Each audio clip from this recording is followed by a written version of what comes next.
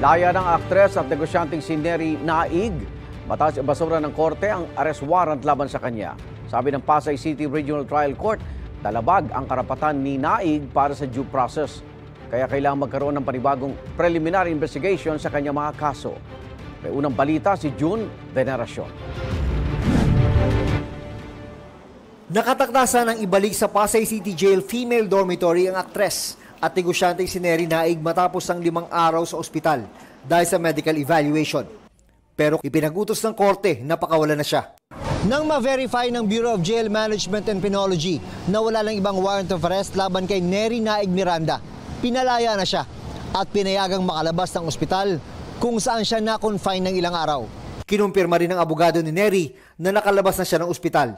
Sa bisa ng utos si Acting Presiding Judge Ronald Augustan, ipinabasura ang warrant of arrest laban kay Neri na inisyu noong September 17, 2024. Hindi raw na ipagbigay alam kay Neri ang tungkol sa preliminary investigation ng Office of the City Prosecutor ng Pasay laban sa kanya.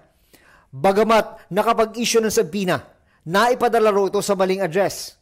Imbis na sa tunay na address ni Neri sa Alfonso, Cavite, sa Batangas ito isinilbi. Dahil hindi na notify ang aktres, malinaw na paglabag daw ito sa kanyang constitutional right to due process na nagpawalang bisa sa preliminary investigation ng Pasay City Prosecutor's Office. Inutusan din ng korte ang Office of the City Prosecutor ng Pasay na magsagawa ng bagong preliminary investigation kay Neri. Pero hindi pinagbigyan ng korte ang hiling ni Neri na iurong ang kaso. Sa pahayag na inilabas ng abogado ni Neri, nagpasalamat sila sa desisyon ng korte kung saan binigyang halaga ang kanyang constitutional right to due process. Ang muling pang-imbestiga sa kaso ay makapagbibigay raw ng pagkakataon kay Neri na sagutin ang mga aligasyon laban sa kanya.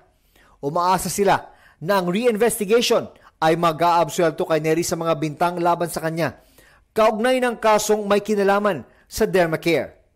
Ang desisyon ng korte, hindi kinagulat ng mga complainant ayon sa kanilang abogado. The facts remain na ganun pa rin naman yung kaso. Kaya po hindi ninalify ng judge yung information na kanyang binigay base po doon sa resolution ng fiskal. Ito ang unang balita. June Veneracion para sa GMA Integrated News.